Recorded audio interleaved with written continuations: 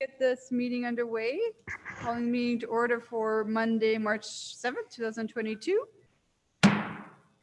Attendance at the start of the meeting. We have 5 members of council in chambers: Councillor Broadhead, Councillor Jolly, Councillor Mackay, Councillor Killick, and myself, and Councillor Hughes and Bermansky are on Zoom.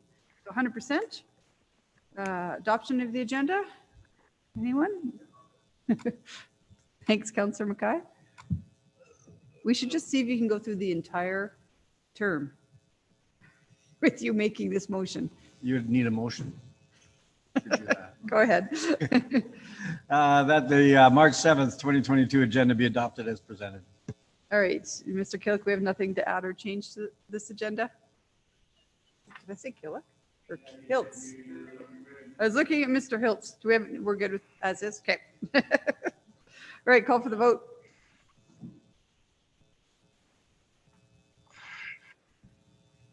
Voting's closed. Passes unanimously. We actually have no registered speakers except for our time-specific 3 o'clock with the Youth Advisory Committee. And then, of course, we've got Ian Sanderson and Ryan doing the RCMP update, but that's all time-specific, so nothing at the beginning of the meeting. We have a consent agenda in front of us with 1 item pulled. So can someone read the consent agenda without 7.3? Thank you, Councillor Jolly. That the recommendations in the following agenda reports be approved. 6.1, regular council meeting minutes of February 22, 2022. 7.1, time extension request, single-use items work plan. And 7.2, time extension request, Indigenous Advisory Committee of Council bylaw. Excellent. Any comments on that? Okay, call for the vote. Voting's closed. Passes unanimously. All right, moving on. So 6.1 was on consent, which was the minutes from February 22nd.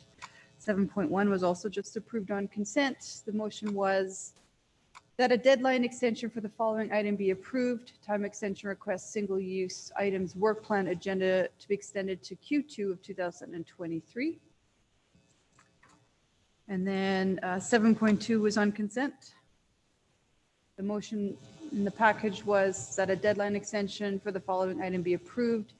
Time extension request, Indigenous Advisory Committee of Council bylaw, extended to June of 2022. Okay, we're on to 7.3. We've got an echo. I'm going to just take it right over to you, Councillor Killick. Yeah, I think we got it figured out. Okay. You pulled this, Councillor Killick. Do you have a question for Regan or Mr. Hiltz? Yes, I wasn't sure if there was going to be presentation. Madam Mayor, was the admin going to walk through the material, or? Generally, when it's on consent, there's no presentation, Okay. but if, I don't know, does Regan have anything prepared? I do not have a presentation prepared. Your worship through to members of council. Regan was just planning on answering any questions. Okay, perfect. No, that's good. I just wanted to give administration a chance if they had something prepared. So the question I had was, in the backgrounder, it talks about the Municipal Energy Corporation only required if it was a commercial solar farm. Is that correct? Did I read that?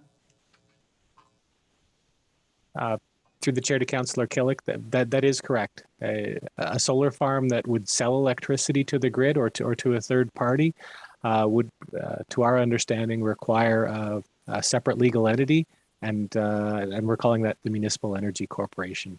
And the reason is we have to demonstrate 2 things. The first is that we're not subsidizing a solar farm that's competing with other generation facilities in the province.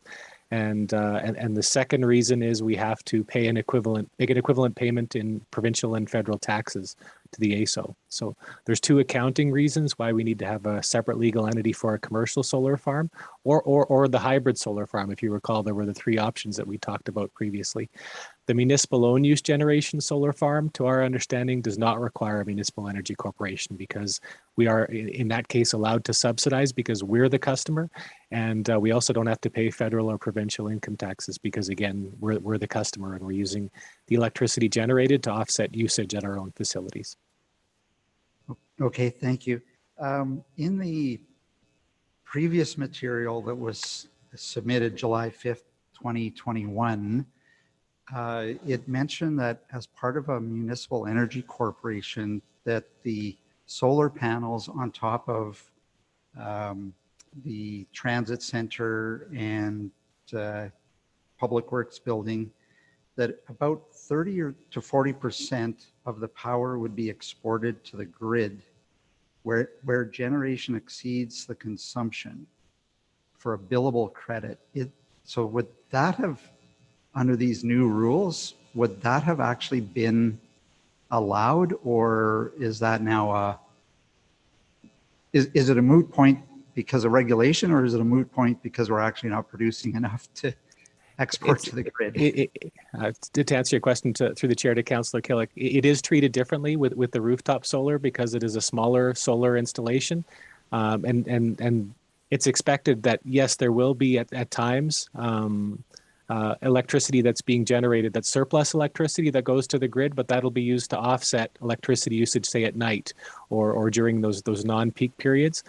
So rooftop solar customers are not expected to have a positive net positive generation overall, whereas this entity would, and it would have considerable electricity generation. We don't have any on-site consumption, so it's a pure generation facility, and it's considerably larger in size. So there are different rules that are applied to a utility scale solar farm. Okay. The last question I have then was just the clarification around in the briefing material, which I appreciate you prepared. It says that the sole purpose of running a solar farm could be done relatively inexpensive. It says the existing solar farm, again, could be managed by existing staff. But is that a commercial?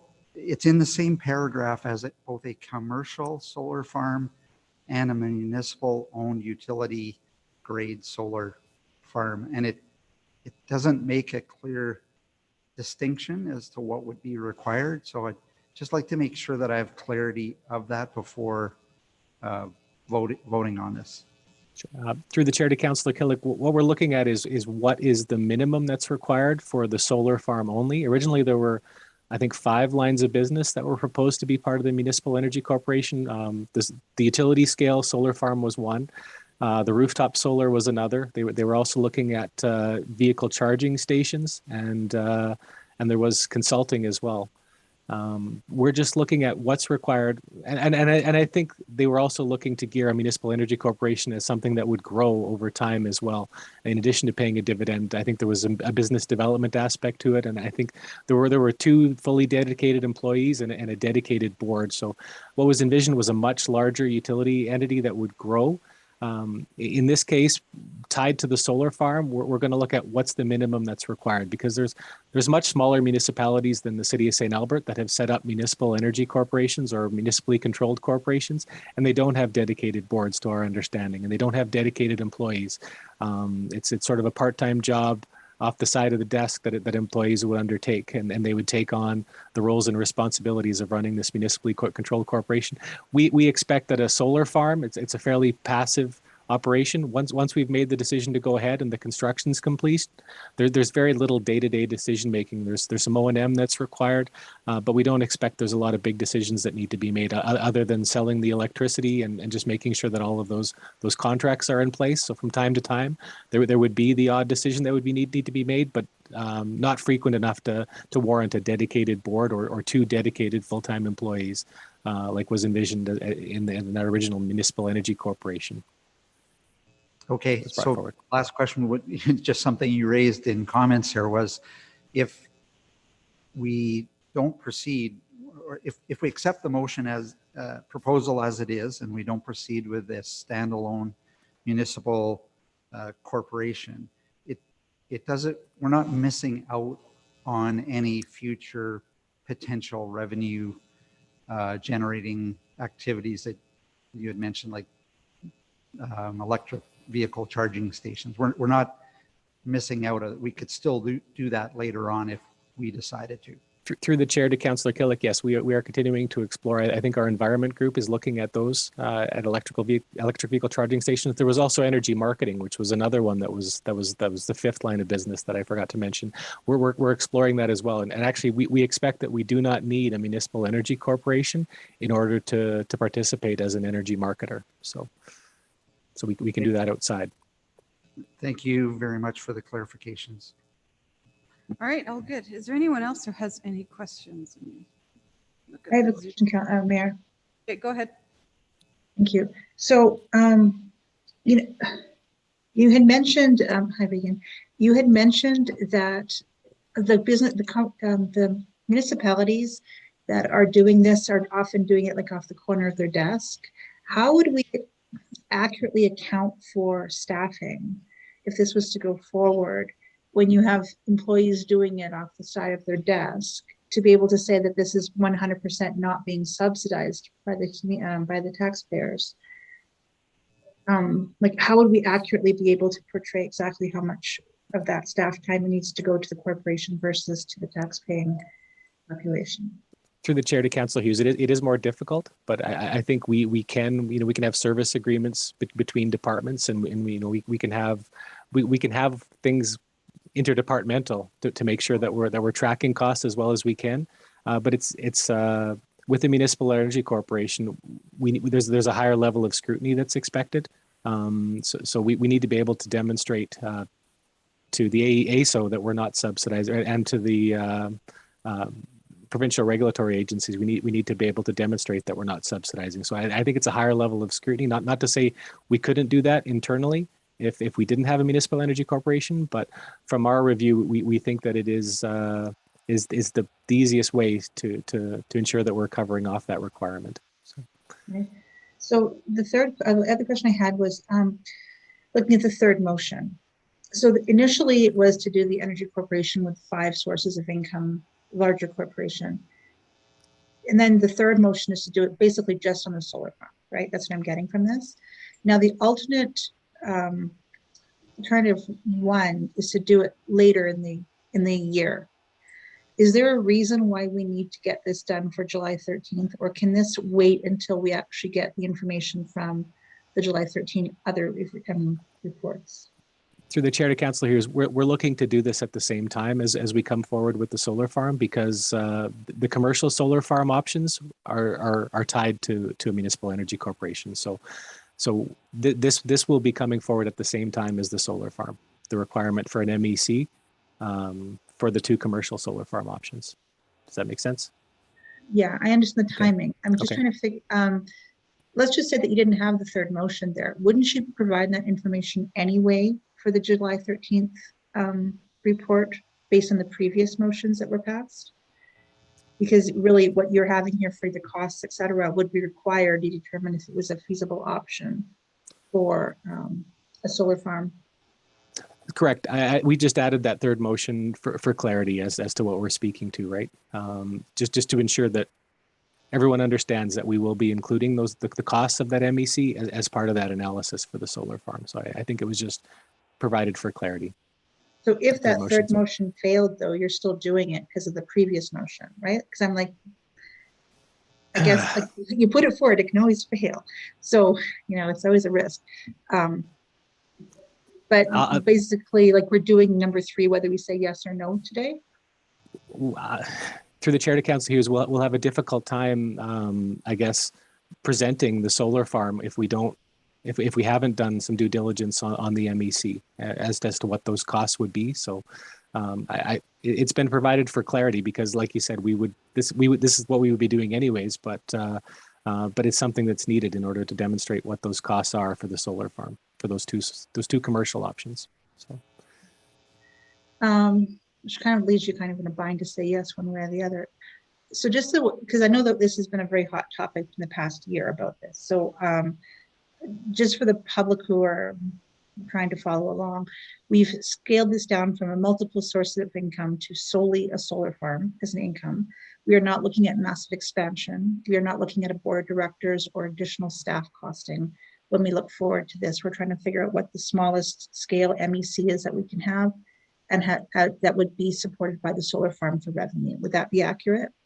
I think that's an accurate statement. There will be some costs associated with it from a manpower, because we will try and quantify what there's going to be some finance costs to do that annual accounting treatment.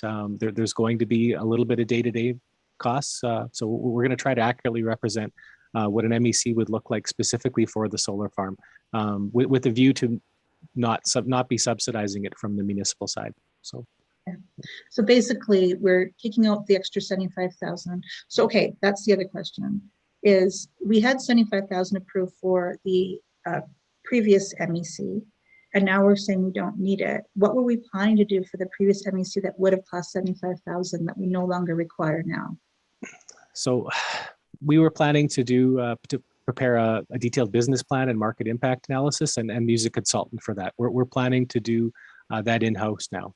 So there will be some internal costs, but I'm not planning to use that 75,000 from the stabilization reserve. I think it was in order to do that. We're just going to be using in-house staff in order to prepare those documents, specifically for the solar farm. And if we look to add additional lines of business later on, then we may need additional funds. You know, if we want to switch the solar farm to look at other business opportunities, if we want to expand what the MEC's mandate would be, then we may have to spend some additional money in the future. But right now, we're looking to use internal resources, in order to prepare those documents. Okay, so this is another question. So the other version had a separate board of directors. This one would not. So who would be the governing body? Would it just still be city council, or how would the decisions be made on that? Through the chair to Councillor Hughes, that is what we're expecting it will look like. Council would be our board for the MEC. So okay, thank you, appreciate it. That's it. All right. I see no further questions, and I do see someone registered to make the motion. So go ahead, Councillor Jolly. That the following motion, AR 21039, passed by council on July 5, 2021, be rescinded. That administration prepare a business plan and market impact analysis in support of a proposal to create an energy corporation for presentation to council in Q1 of 22.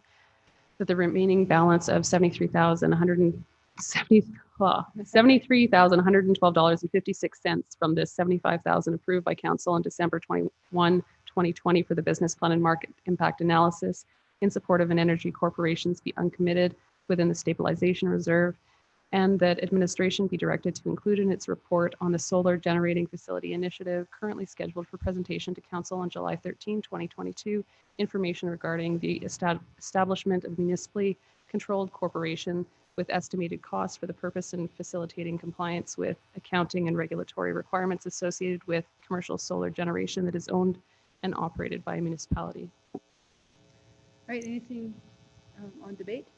Just thank you to administration for really being transparent about what we're doing here. This is, a great kind of housekeeping motion that aligns a previous decision of council with previous ones. So thank you for that.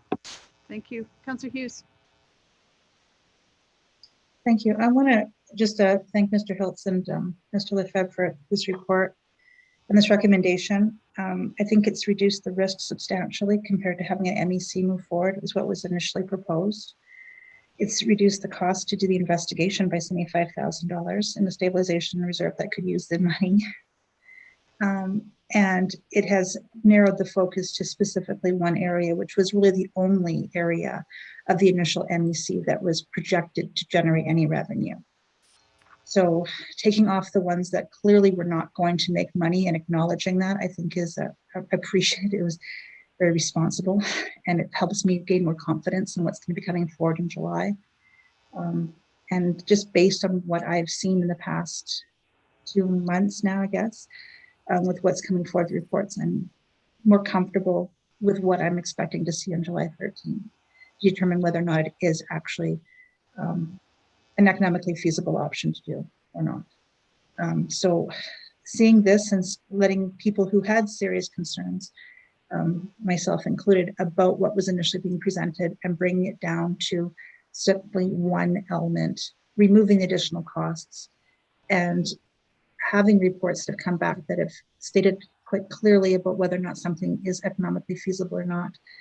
I'm going to approve it. The number 3 was the only thing I had, is that I'd rather not have to go down the MEC until we actually knew that the commercial was viable, or the right solution to go to. But basically what we're hearing is the third motion is the same as what we've approved in the past. It's just simply clarifying what specifically will be presented on July 13th. So I would prefer the timing to be different, but what I'm hearing is the timing needs to be at the same time anyway, if we're going to make a decision. So with that, so be it. So thank you for bringing this down and bringing this into a situation where I can feel more comfortable with what's going to be coming forward in the next few months. Thank you. Councillor Killick. I'd like to thank administration and Mr. Lefebvre for answering our questions today. Really made it much more clear for me. It's nice to hear that it keeps open our potential revenue opportunities in the future, as well as our governance opportunities in the future. And I'll be supporting this 3 motions. So thank you for indulging my questions. You don't have to thank them for answering your questions. That's kind of what they're here for. Anything to close, Councillor Jolly? Nothing further. Thank you. Okay. Call for the vote.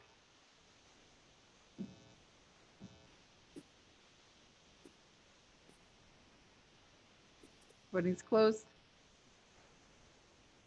That passes unanimously. We are on to 7.4. So do we have Inspector Komiak and Mr. Sanderson waiting? I see Ryan. Oh, and Todd, are you doing the presentation instead of Ian? Yeah, the original meeting was scheduled on my holiday, so I am back in town, so I'm back here. I'm glad that you could join us. So who wants to start? I can start, Todd. Yeah, so good afternoon, everyone. Nice to be here today. I also missed a council meeting in January there as well, so good to be back. I'm just going to provide a brief overview of our annual performance plan for Q3. So that includes everything between October 1st and December 31st of 2021. So our first priority is crime reduction. Our crime reduction unit conducted a total of 21 curfew checks during Q3, resulting in 7 failed to comply charges and 1 breach of probation. The crime reduction unit concluded 2 complex investigations as well. During the quarter, one involved a prolific offender targeting construction sites after hours, and the other involved a series of mail thefts down in the valley. Both files involved a number of judicial authorizations, which led to 33 criminal code charges and the recovery of $25,000 in construction supplies, as well as stolen mail and parcels through Canada Post. Our community policing and victim services unit overview. Officers continue proactive patrols in school zones, monthly crime prevention tips released through media outlets, along with we conducted the Lock It, Lose It campaign in December. And in our ops support side, confidential informant recruitment and sensitive expenditures were down slightly, as well as confidential informant debriefings and sensitive expenditures. This was just as a result of HR vacancies. Still on pace to meet the 10% target, and our ops support unit hosted team meetings 10 of 13 Tuesdays within that time period. Our second priority, mental health and vulnerable communities. Multiple stakeholder meetings held during Q3 with Housing Coalition Committee, the African and African Descendants Friendship Society, Victim Services, Youth Committee, School Community Resource Team meetings, and as well, carrying forward with the Botvin Life Skills Training Pilot, completed first half of the program sessions with 2 classes. Ongoing patrols to schools and in-person school resource officer visits. And we did onboard a new reservist in our community policing victim services unit to deal with a long-term staffing vacancy. Happy to report we did roll out the mental health toolkits just recently within the last couple of weeks. So those will be available to our general duty watches. They can take them out on patrol with them. So our third priority, domestic violence and assaults. So significant progress through Q3 with the St. Albert Domestic and Sexual Violence Community Response Committee. That's quite the handle. October 12th, there was a committee members collaborated on committee priorities and desired outcomes, and as well ongoing joint meetings between domestic violence unit and our community policing victim services unit to discuss collaborative efforts on high-risk files and supportive efforts on victim care and support. We also onboarded a new municipal employee, file reviewer, who just joined the team. His previous position was in K Division as a domestic violence coordinator. So certainly his experience and recent expertise with Clare's Law, as well as quality of investigations, will be a great addition to the team. I have some trends and points of interest I wanted to touch on, but maybe I'll just take a pause there and open it up to if there's any questions from council. Excellent. All right. And is Todd, are you going to be adding anything to that after? Yeah, I'll add. I have 3 points that I want to bring up just as a briefing from our last I'll meeting. open it up then to questions to Inspector Comniac first, and I am seeing no one actually registering to ask a question or raise their hand. Oh, Councilor Bermansky, go ahead. I just have one question through the mayor. You had listed that there's a number of officers off duty right now. Is that common, or is that just an unusual circumstance this year? Great question. I would say it's common for us to have anywhere from a 5 to a 10% vacancy rate at any given time, just as a result of maternity, paternity leave, off-duty sick, illness, injury. We experience a little bit more of a vacancy rate in our operational support units. That's our plainclothes sections, just due to some transfers and promotions. So we are starting to normalize here over the past couple months. So I don't anticipate any major staffing issues here in the coming months. And one other question, does that affect the amount of overtime paid out, or are they normally just, replaced with another person to take over? Yeah, not so much of a financial impact, just because we typically run well above our minimums, certainly on the general duty side. So only where we would drop below those minimum levels would we consider having to bring in other resources on overtime. And one last question, thank you. The administration amount that's up quite a bit, is that just in cost of staffing, or is that in other areas? Yeah, that was probably a question that I would defer to Aaron Giesbrecht, the Policing Services Manager on. I'm not sure what particular area of costs you're referring to, so. The third quarter, Q3 versus the final is quite a difference. So it's just the difference between those two I want clarity on. Division admin and indirect costs. Yeah, I'll have to take a look at that, and then I can provide a response through the policing committee on that inquiry. Thank you. All right. Councilor Mackay. Yeah, maybe thank you for your presentation so far, Inspector, and I'm not sure whether Mr. Walsh was going to touch on this, but you had a community town hall in, a couple weeks ago. It wasn't overly well attended. Can you outline anything you heard from that, or any comment in relation to how do we improve our engagement, or is this something we're going to maybe have to talk at the policing committee about? Great question. I think it's a little bit of both.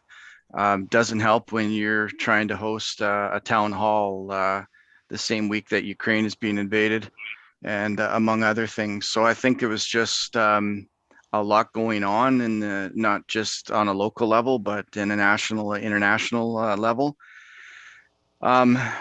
But yeah, I certainly would have liked to have seen a little bit better response from the community. I'd like to host one in the fall again. I'd like to hopefully shoot to host that one in person. But I think there's a number of things that we can discuss with the policing committee as to strategies maybe we may want to consider to boost that level of engagement. So it was, at the very least, it was a good information session. I did cover a couple areas. Hopefully those that did watch it were able to gain some value through that. Thanks. All right, I see no more hands up. So why don't we go to you, Todd? Perfect. Thank you, Madam Chair. I have 3 items that I'd like to update. So we have a new, myself as new chair and a vice chair, and it's been just over 6 weeks. So we're learning quite at a fast pace, getting up to speed with everything. But there's 3 items I'd like to discuss today. And the first one is the annual policing priorities from 21-22. We're going to be discussing the priorities, and the 3 priorities are domestic violence, assault, mental health and vulnerable communities, and crime reduction. And I think I'm going to recommend, when we get back to council or back to the committee, that we continue to support the three pillars, I'm going to call them, moving forward. And then if we need to strengthen the outcomes and initiatives, we'll discuss at the committee level. But I believe that those are three key initiatives that we need to continue on and moving forward. The second one is work will be done on the St. Albert Policing Committee's work plan. So that's the committee proper. We will be rolling up our sleeves and getting to work on it and updating the plan. It's just from 21. So with everything opening up, we can really engage. We didn't really get to hit everything we wanted to do in the last couple of years. So I'd like to continue on, and I'll bring that to the committee to bring it up to speed, and you'll be fully briefed once we finalize that in the coming weeks. And just as a reminder that the Alberta Association of Police conference is going to be held in St. Albert on April 29th and 30th, and the committee is going to be fully engaged and participating at that conference. And it's a great way to kick off the conference season in St. Albert. So we're really excited for that. So those are the 3 I have now. It's nothing. We're still learning, still building. But yeah, if there's any questions, I'll be more than happy to answer them. Awesome. Well, we do appreciate what you do, Todd, and the whole committee, giving of your own personal time for this. And we are looking forward to the conference, making a few opening marks, and I'm sure you'll be there for a lot of it, Ken, as a committee member. Yeah, I haven't put my registration in yet. Sorry, Todd. I'll get it then. Todd, But it is froze nice. up, Todd. It is nice to host something in the city of St. Albert and show off our community. So thank you for all of you for being such a big part of that organizing committee and getting it successfully into our city. So I'm going to open up for questions. Councilor Burbanski, your hand's up. I just had a comment rather than a question through the mayor to Inspector. I did watch your update online and it was good, but I know it was very small amount of people that attended, but I see that as good news. That means they think you're doing a good job and nobody has to, follow up on what the police is up to. They're just happy with the job that you're doing. So I just want to say, I appreciate it. Thank you. All right, go ahead, Councilor Broadhead. Thank you, Madam Mayor, and recognizing that this is a quarterly report. And the question I'm going to ask is way down into the weeds, but I figured we have a few minutes, so I'll ask you the question anyway. So just in terms of, well, I'll give you the experience. A friend of mine just had his Cadillac converter cut off his SUV at 9 o'clock in the morning in a parking lot. Is this a growing issue in St. Albert? And it seems to be in bigger cities. I just didn't know whether it was coming to St. Albert or not. Have you experienced a lot of that lately? Thank you for the question. It is certainly a trend. It's a trend that has been of particular interest in the Edmonton area. I know that our numbers aren't anywhere near some communities' numbers are. Like I know Leduc and Leduc County are being heavily plagued by catalytic converter thefts. So far as to say that I believe the detachment has partnered with some of the salvage yards in the area that will pay for those stolen items. Like I think there's some discussions going around possibly trying to look to the province for some assistance with setting up a registry of some sort, or people would require a license to be able to buy and sell catalytic converters, recognizing that the problem is starting to become very apparent. So yeah, it's obviously in the criminal underworld, it's a recipe for a quick way to make a buck. And like any other trends, I'm sure it will be, there'll be ebbs and flows throughout the remainder of the calendar year. So it is something that our crime reduction unit is very alive to, and certainly in conversations with the policing committee through our next few meetings, it'll be a topic of discussion. And I guess one of those things that we may want to consider getting out some additional information to the community on, just in terms of crime prevention. So, Oh, I appreciate it. Just thought I'd ask. I'll leave it in your hands. Thank you. Thank you, Councillor Broadhead. Ryan, I just want to make sure, Ken was indicating you had more, that I might have cut you off accidentally. Did you have more to your presentation? Well, I just had a few crime trends and points of interest. I just wanted to provide, and some of that, some of these statistics do feed into our annual performance plan. So, so in review of the St. Albert Municipal statistics, so this is for the full calendar year, so October 1st till the end of December, and this is a 5-year comparable. So for 2017 to 2021, I just wanted to draw attention to the fact that within the category of Mental Health Act, we've seen a 25% reduction from 2017 to, or sorry, a 25% increase from 2017 to 2021. So calls for service in 2017 under the category of Mental Health Act were 450. And in 2021, we received a total of 561 calls within that category. So that's a 25% increase. So, obviously that's areas trending in the wrong direction, unfortunately. But conversely, in the area of spousal abuse, like for domestic violence, we've seen those numbers drop 15%. So in 2017, we had a total of 599 calls, domestic violence category.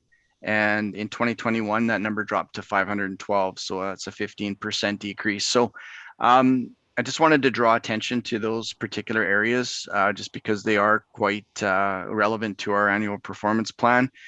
And from my standpoint, I believe that drop of 15% is part and parcel as a result of the good work that we're doing in consultation with the policing committee, with those setting up those objectives and those initiatives within that priority. So you can see that drop in 15% is that's over a 5-year period. So it is a slight decrease, but nonetheless, it's certainly trending in the right direction. The other thing I just wanted to touch on briefly was that I did attend the discussion circle with the African and African Descendants Friendship Society, and as a result of that, I have lined up a presentation through our RCMP recruiting department. So they're going to host an information session for that group sometime in the next couple months, and just to share recruitment strategies targeting visible minority groups here in the city of St. Albert. So I think that that should be a very well attended session. And that's all I had. Thanks. I think If that's there's- excellent. yeah. That's awesome. Great. Councillor Jolly has her hand up. Go ahead. Yeah, thank you. Just regarding those trends, specifically for the drug kind of trends, seeing a big decrease there. I'm curious to know, is that decrease associated with kind of changing priorities in terms of simple possession? From what I understand, like that's basically the lowest possible priority now, both in terms of prosecution and policing. Could you comment on that? Yeah, so great question. I'm assuming you're referring to the 64% drop from 2017 to 2021. Yeah, certainly the the legalization of cannabis products, is a big part of that. It's now becoming a lot more mainstream, and certainly the enforcement efforts have pretty much they don't really exist in the area of cannabis, at least. Anyways, there's still some efforts in our federal program for illegal production and trafficking, certainly, but that would speak for the majority of that decrease, because we are still seeing very busy with other investigations into illicit street drugs, possession, trafficking, production.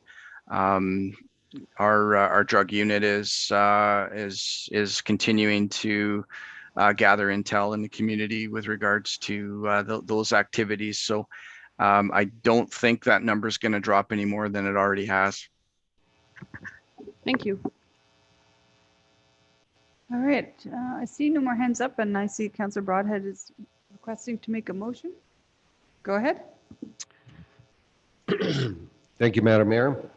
I move that the St. Albert RCMP Municipal Policing Report, Q3, 2021/2022 report, and the St. Albert Municipal Detachment Crime Statistics provided as an attachment to the March 7th, 2022 Council Agenda Report entitled Quarterly Policing Update, Q3 2021-2022 be received as information.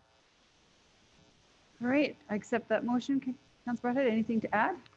Just thank you very much for the reports. It's always nice to receive the quarterly updates, have an opportunity to question and hear the results of law enforcement within our community. So anyway, thank you. Thank you. Anyone else have any comments? I'll just say thank you. I enjoy actually having you guys come quarterly to kind of give us some trends. It's good for us to hear, especially with the structure of governance that we have in the city. Appreciate keeping our community safe, especially Ryan. I think it's a stressful time to be an RCMP officer in Alberta, and I just need to one more time say that for the most part, honestly, we're a safe community, and I cannot think of the last time I've ever heard of a complaint, personally to me, myself, about the conduct of the RCMP in our community. So kudos to you, and thank you for everything you do. Thank you. Broadhead? Nothing further, All Madam right, Mayor. call for the vote. Voting's closed. And that passes unanimously. All right, thanks everyone. We have a time specific at 3, so let's jump ahead to, there's no emergent items, but I do know we have notice motion and maybe an information request. So Councillor Jolly, I remember yours about River Lot. You want to read that in now? And then while she's finding it, Cheryl, I'll look at you. Do I have any that I need to remember? There was, I think, mine about Earth Day. Earth Day, yes. Okay, do you have her answer ready? Do you want me to make that an IR? It would be IR, please. Okay, I'll read it. Okay, go ahead. All right, so the notice is for whereas council on, I'm not sure which date goes in here yet, council adopted Flourish, a municipal development plan that lays out St. Albert's goals of protecting the natural environment, conserving and enhancing its features and functions for the well-being of the community and our planet.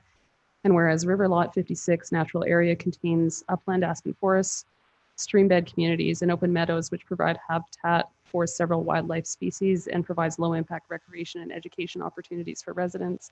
Now, therefore, be it resolved that the Municipal Council of the City of St. Albert, Alberta fully supports the protection of River Lot 56 natural area as an environmental and recreational cornerstone of our community, and that the mayor be directed to prepare and send a letter to the province of Alberta to encourage the continued protection of this land from development or any use that damages the ecology or accessibility of the area.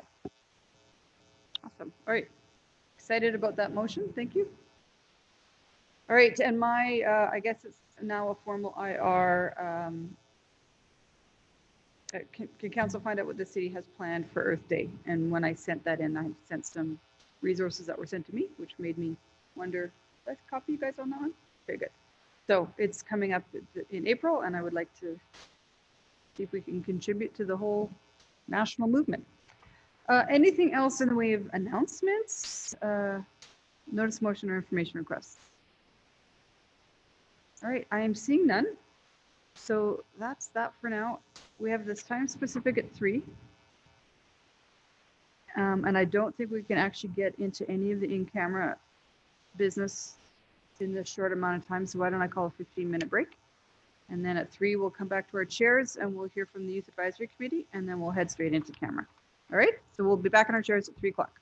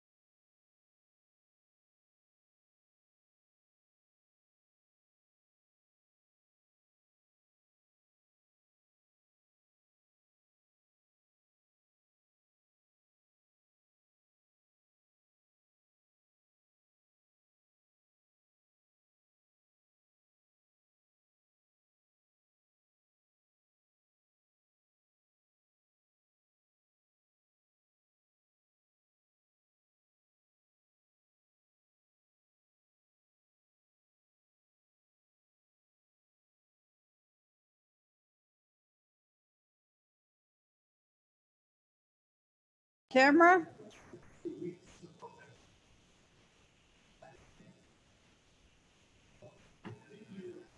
There we go. Should I start banging my gavel? All right, everyone, thanks for joining us. Councilor Bermansky, are you back with us? There she is, thanks. All right, next on our agenda is exciting, 7.5, which is the annual report from our Youth Advisory Committee. This has been moved around a lot so that we could have our representative come and speak to us. So, Studi, I'm going to pronounce your last name and you tell me if I get it right. Is it Mancodia? Yeah, that's right. That's good. Okay, so we have Studi Mancodia with us. She is the past chair of the Youth Advisory Committee. She's going to give us an annual report, and we'll talk a little. We'll have an opportunity to have a conversation about priorities for the upcoming year. And Councillor Jolly, it's my understanding that these priorities have not been approved by the Youth Advisory Committee. We actually had a chance to go over them last week, so okay, everyone's happy with them. Okay, good. All right, Studi, go ahead with your presentation, and then we'll open it up for some questions and conversation. Okay. I wasn't actually really sure how to present it, so I just printed out the report I sent to you. Do I just read out the highlights I wrote? Or... Yeah, sure, that's good. Yep. Okay. So I'll start from the beginning of 2021. At the start in January, we formed 4 subcommittees based on the areas of interest that our members had. They were mental health and disabilities, communications, environment and recreation, and secondary and post-secondary education. Then we put up the Cultivate the Conversation page for the Youth Advisory Committee, and that has had great responses. We also received updates from BAM and jack.org while talking about ideas of possible collaboration with them. That was our mental health subcommittee's division and their ideas. And then we had meetings with the policing committee and the environmental committee just to give feedback on their issues and just have youth perspectives just brought to light. And we also had the old DARE program discussed and the new life skills pilot program discussed during the policing committee. That had great responses from our members, and they had a lot of opinions on it. We also had a meeting with the Seniors Advisory Committee to discuss a mentoring program for youth and seniors, which we're still discussing right now, actually, and the impact of pandemic on seniors and youth, as well as affordable housing. We also provided feedback on the bike share system after receiving a presentation regarding the proposed plan. And then we had representatives from the city office provide a presentation on how municipalities are increasingly challenged with rising cost and limited or decreasing revenue streams, indicating diversification and generating new revenue streams. We also had a presentation, I think, this past meeting about the expanding the economic growth and the land future of St. Albert, I guess. Then we attended an environmental advisory committee meeting and discussed possible involvement in the future projects that they had. We talked about a tree planting drive, but I don't think we had enough members join in the last few months of the of our meeting, so we didn't have quorum, so we couldn't actually get through with that. And then we received a presentation on the Naturalization Program to highlight the opportunities for residents and groups to make a difference in their community through tree planting initiatives. That's what I was talking about. But I think after June or July, we didn't really have quorum, so we couldn't do that much. And that's all you have? Yeah, that's just, yeah. Yeah, that's good. I've heard you have had some problems with quorum. Yeah. Has your committee had some conversations amongst yourselves and with Councillor Jolly about what quorum means and how to try to get membership to commit and show up? Have we had some conversations that way? I am not sure if we have them this year, but we definitely did have them last year and even at the December meeting. But I think most people are aware of what quorum is, and we have had good attendance these past few months. Okay, that's awesome. Do you want to add anything? Yeah, I just wanted to add that since the appointments were made in November, Yeah, for whenever it was, January we've start. had quorum, no problem. So it's really been great seeing everyone attend. So we've got a good group of eager youth to help out. Awesome. All right. I'm going to open it up for questions. If anyone on council have a question for Studi or for Councillor Jolly? How about with respect to the priorities that are laid out in the motion? Are we all happy with those priorities? Wow, quiet group today. I'm going to then open it up to you, Councillor Jolly, if you want to add anything to the annual report, and then I'll let you make the motions. I guess I would like just speaking to the 2021 year-end report. Really special thanks to Councillor Watkins for being the rep on the youth committee for the bulk of that time. I know he was really excited about meeting with this group and getting them active. So that was great to see. Certainly in the report, we heard that COVID was a huge impact to youth in the community. And that's something that I think was reflected in the activities that were possible last year. And certainly going forward, it's exciting to have a better sense of how we're going to deal with COVID in the community. So that impacts the youth committee just like it does everyone else. All right, I'll let you make the motion. That the Youth Advisory Committee's 2021 year-end report, provided as an attachment to AR 22091, report titled Youth Advisory Committee 2021 year-end report to the Council, be received as information, and that the Youth Advisory Committee's proposed 2022 priorities, A, stay up to date with the Youth Advisory Committee's Cultivate the Conversation page, B, continue to grow the Youth Advisory Committee Instagram page, C, collaborate with the Seniors Committee to develop the Youth Senior Mentorship Program, D, explore the possibility of having Youth Advisory Committee member ambassadors for each advisory committee and bring that to council, E, continue to work with various organizations like jack.org and BAM to spread mental health awareness, and F, discover projects that interest the members and establish set goals for the year, be received as information. Excellent. Anything on debate? Nothing on debate. To speak to the priorities of the next year, this group has had really great conversations about what the future of the Youth Advisory Committee looks like, really wanting it to be an advisory role, but also reflecting that this is a learning opportunity for a lot of the people sitting around the table. So these priorities reflect that desire, and really excited to work with the group over the next year. Excellent. Anyone else have anything comments? I just thank you for pointing out Councillor Watkins' involvement. I think he was the council rep for the Youth Advisory Committee for all 4 years. Yeah. And he did have a passion for the youth. And I know you're going to carry that forward. And not just because you're the younger member on our council, but because you actually really care what these kids are thinking. And I shouldn't call you guys kids. Sorry, Studi.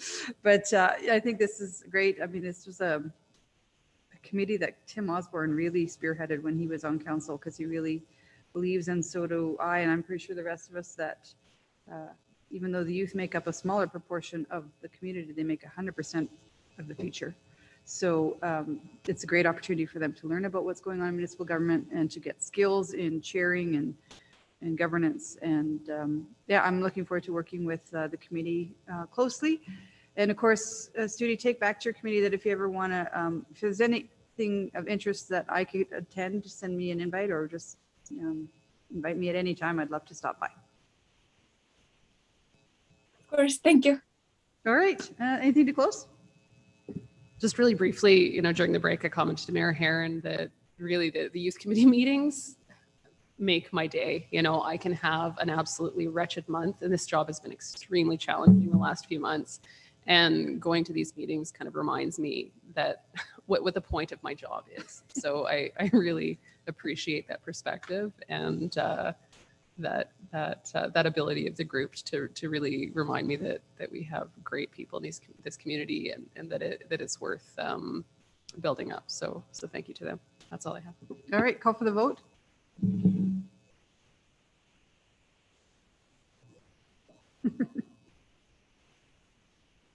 Oh, sorry, voting's closed and that passes unanimously. All right. Thank you for joining us, Judy. We'll see you soon. And we're missing previous vote. Yeah, we don't have Councillor Hughes's vote recorded there. It's affirmative? The affirmative? Okay, that is unanimous. Okay. All right, we are now looking to go into camera to talk about provincial government engagement strategies. So I need a motion to go in camera. Councillor Mackay, thank you. That council move in camera to discuss a matter pursuant to section 21 and section 24(1)A of the Freedom of Information and Protection of Privacy Act. All right, call for the vote.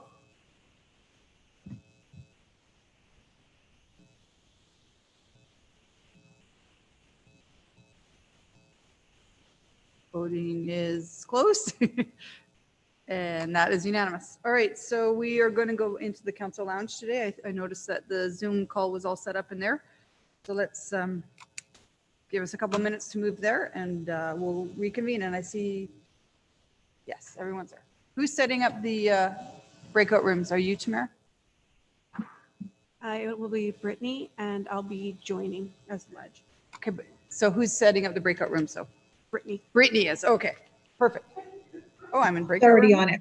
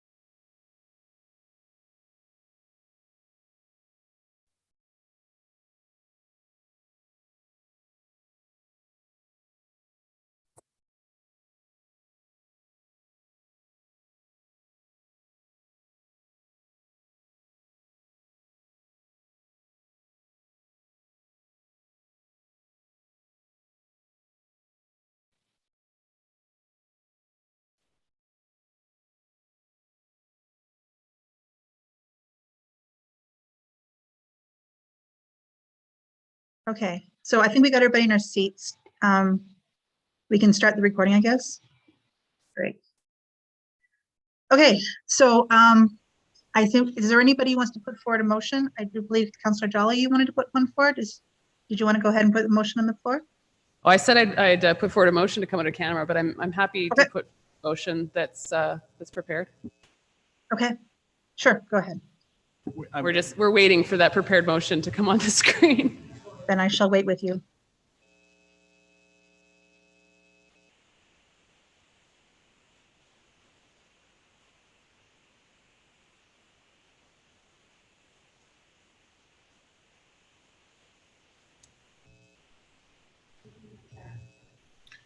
Madam Chair, just hold on. We're having.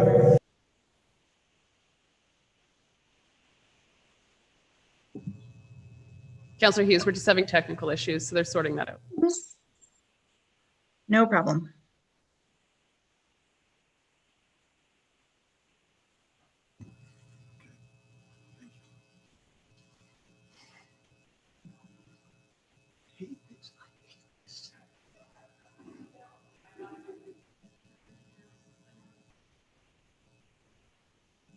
Let me know when it's on the screen for you, okay, Councillor Jolly?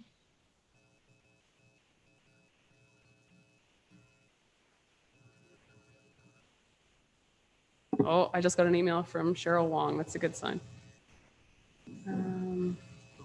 Okay, I've got it here.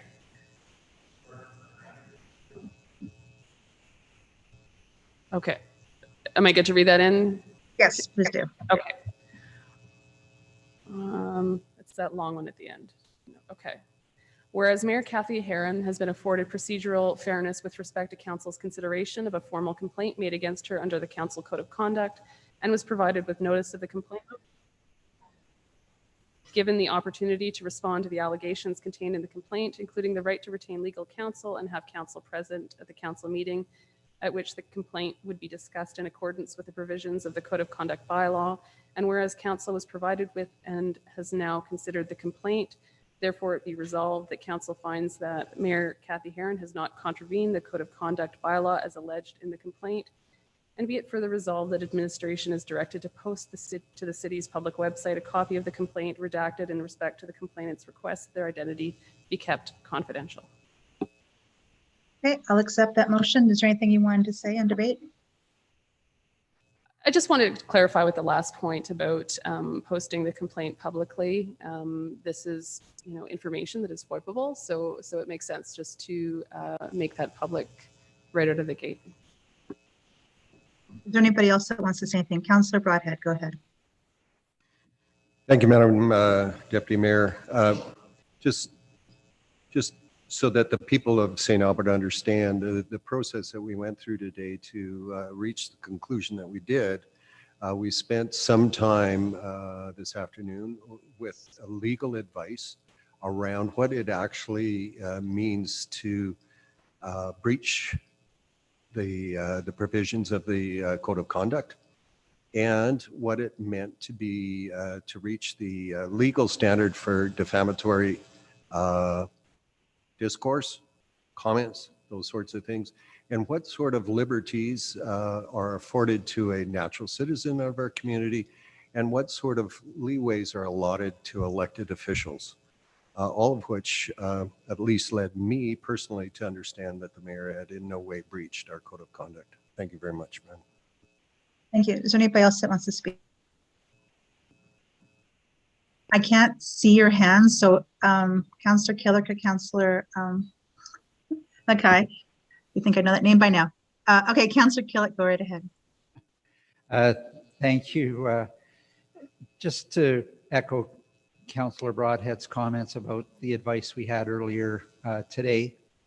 And I also think it's very important that we're discussing this in public as opposed to just resolving it in the in-camera session.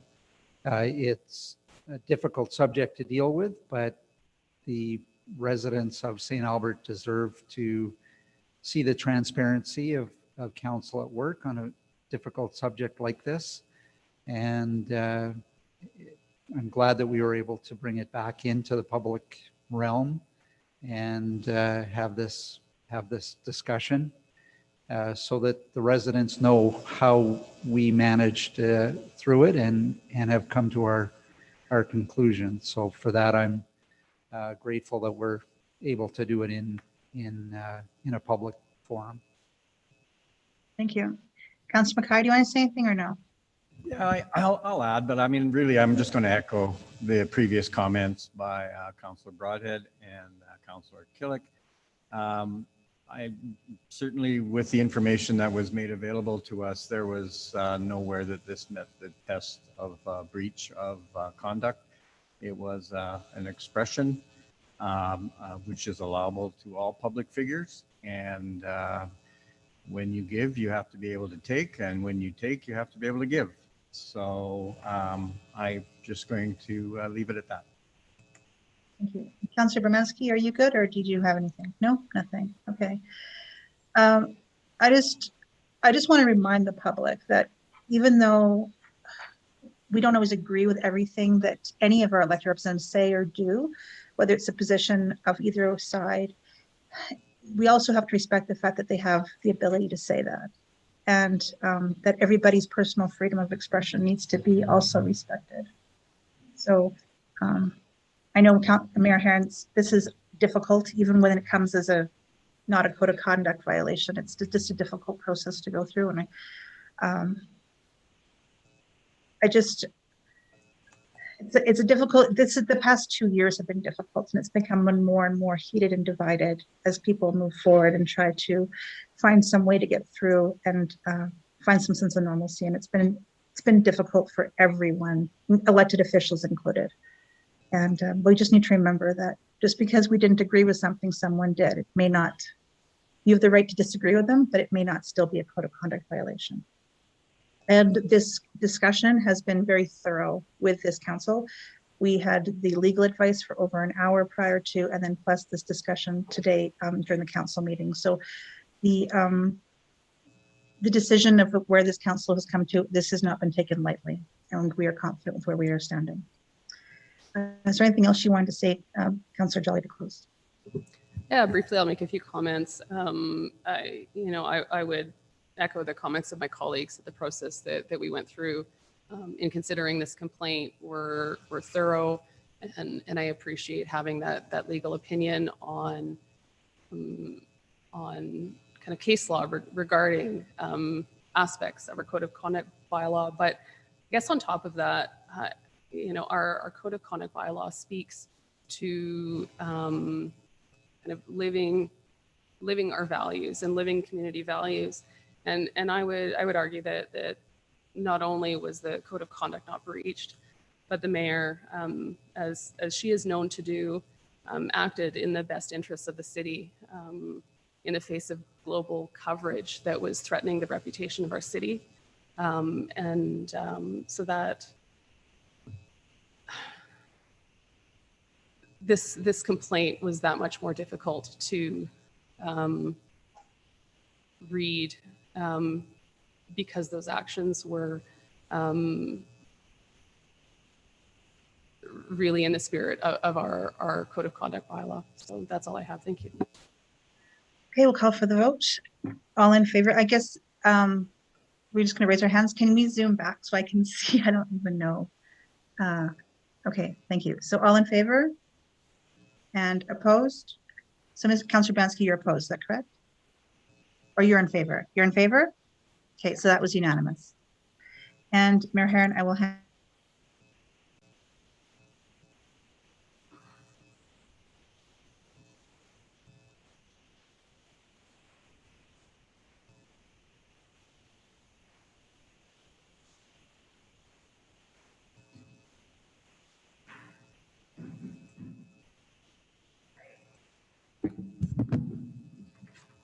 Agenda item 10.3. We need a motion to go in camera for our CAO dialogue. Thank you, Councillor. Sorry, Councillor Hughes. I don't have my Granicus and Go ahead, Councillor in Hughes. front of me here, but I guess Go. we're going to go in camera to have a confidential dialogue with our interim CAO. All right, all those in favor? Councillor Bermansky? Just give me your hand. That's unanimous. All right, go back into the lounge.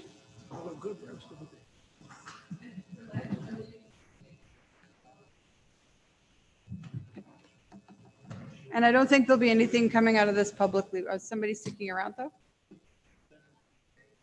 Okay.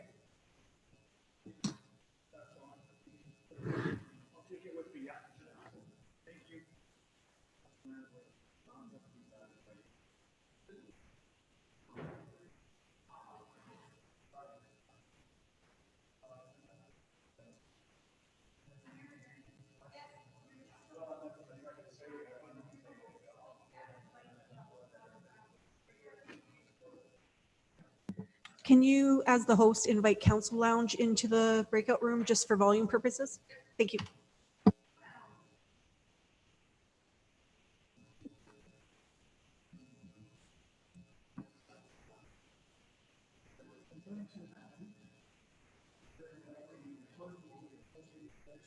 Give, you gotta take, and if you take, you gotta give.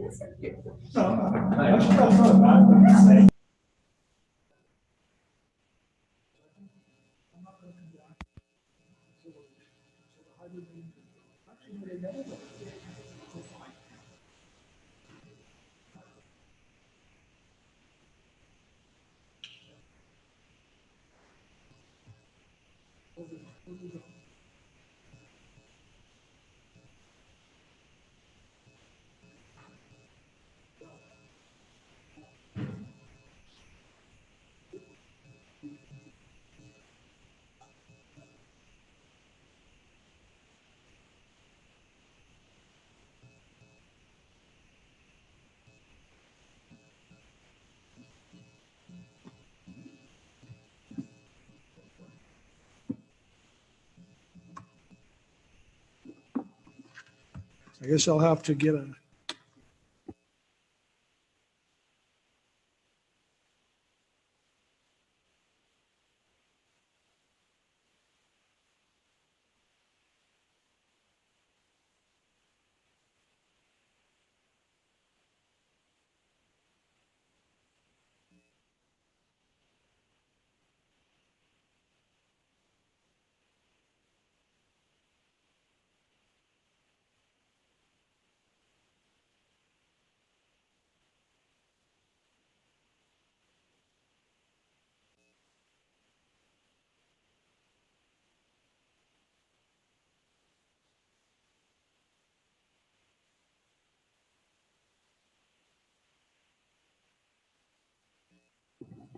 Hi, Councillor Hughes. Did you receive an invite from the mayor? She's just waiting for you to join. Okay, I'll ask her to send it to you.